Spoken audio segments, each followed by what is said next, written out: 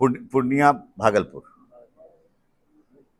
बक्सर, बक्सर भागलपुर, बक्सर भागलपुर। तो उसको कैसे क्षेत्र से पास करे, इसको अलाइनमेंट का प्रक्रिया चल रहा है। इस परिप्रेक्ष्य में हम माननीय नितिन गडकरी जी से भी मिले हैं कि इधर से भी ये क्रॉस कर सकता है, दो रास्ता है। तो अलाइनमेंट का काम अब शुरू होने वाला है, क्योंकि ये एक ऐसा एक्सप्रेसवे है, जैसे एनएच बनता है तो क्या होता है कि एक हिस्सा बना हुआ है, यहां से जोड़ दिया गया, फिर वहां से जोड़ दिया गया तो एक रूट बन जाता है। एक्सप्रेसवे एक ऐसा होता है कि पूरे तरह से नया बनता है, जो अभी नहीं है वो बनेगा। तो इसलिए अलाइनमेंट की प्रक्रिया में है। अब उसमें एक हिस्सा बरबीघा को भी छूता है, एक हिस्सा हिसुआ साइड से भी कटते हुए उसका निकल सकता है। इस पर काम चल रहा है, अभी बहुत अर्ली स्टेज है। रही बात बाईपास की, नवादा बाईपास जिसको हम बाईपास बोलते हैं, भारत सरकार के अंतर्गत आता है तो उसको स्पर बोला जाता है। तो ये भारत सरकार के पास भी गया हुआ है ये प्रपोजल, और बिहार सरकार के पास भी गया। बिहार सरकार का एक एस्टीमेट लगभग तैयार है। हमको उम्मीद है, दोनों जगह उम्मीद है, लेकिन जो पहले चालू कर देगा हम लोग के लिए तो सहर्ष वही स्वीकार है। 142 इस परिप्रेक्ष्य में जो सचिव हैं उनसे विस्तृत मेरी चर्चा हुई है, प्रत्यय अमृत जी से। और भी कई प्रोजेक्ट हैं जो उनको दिया गया है, और जैसे कि प्रत्यय वाला चिट्ठी का पुल पुलिया का हुआ है, मांग रहा है, यहाँ काफी कुछ है। ग्रामीण सड़कों का भी समस्या है। एक विधिवत एक सूची बना के एक विस्तृत चर्चा ग्रामीण विकास मंत्री के साथ, श्री अशोक चौधरी जी के साथ मेरी हो चुकी है।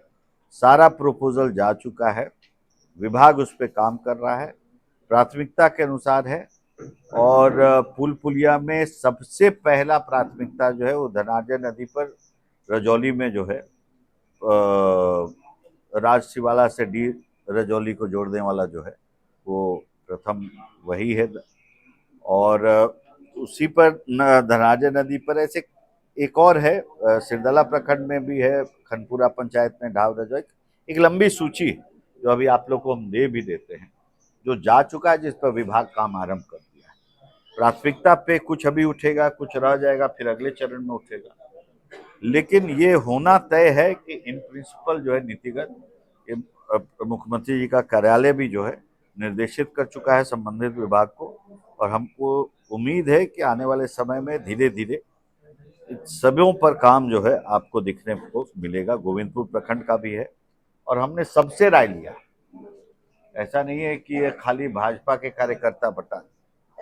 हम माननीय जदयू अध्यक्ष जी के कार्यालय में गए, जितने जदयू के वहाँ कार्यकर्ता थे उन लोगों ने जो जो बताया, गोविंदपुर प्रखंड का भी कुछ उन लोगों ने बताया, सब नारदीगंज का बताया, सबको समाहित करते हुए ये पूरी चीज को दिया गया है, और इस सभी पर काम शुरू हो गया है।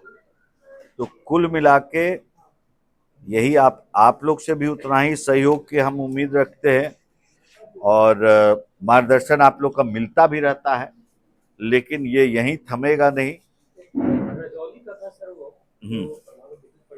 1362 एकड़ का एक इंडस्ट्रियल क्लस्टर जो है चिन्हित कर दिया गया है। तो वो जो है कॉमर्स मंत्रालय के तहत वो इस चीज का निर्धारण होता है।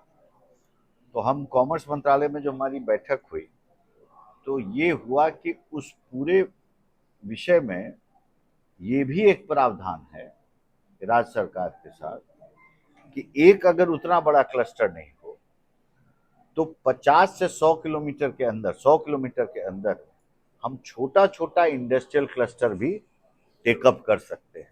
इस परिप्रेक्ष्य में माननीय मुख्यमंत्री जी के यहाँ हमने इस मिलके उनको ये चिट्ठी दिया है।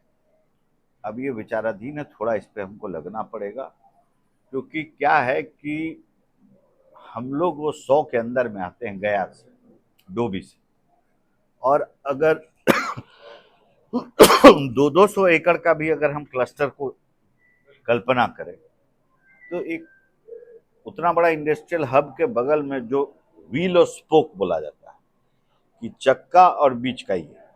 तो अगर कोई बहुत बड़ा मैन्युफैक्चरिंग का वहाँ चीज बना, उसका हो सकता है पैकेजिंग का सेंटर यहाँ बन सकता है। तो इसका भी एक प्रपोजल है एक इंडस्ट्रियल क्लस्टर का छोटा बनाने के लिए, और उसी से लिंक्ड कॉरिडोर का पार्ट इसको भी हमने दिया है। और अब जो है धार्मिक पर्यटन पे काम यहाँ पर अब शुरू होने जा रहा है, जिसमें कि हल्दिया वाला जो है आपको चामुंडा स्थान है, और बरबीघा में आपको जो विष्णु धाम है, ऐसे जो 3-4 केंद्र हमारे हैं। फिर आती वाला जो पाताल पुरी मंदिर है, सीतामढ़ी है, वो रामायण सर्किट का अंत होता है, वो हमारा मानना है कि वहीं होना चाहिए। इसको लेके भी चर्चा हुई है, लेकिन कुछ सचिवों का बदलाव हुआ है अभी 2-3 दिन में, तो फिर थोड़ा सा इसको लेके हम लोग लगेंगे।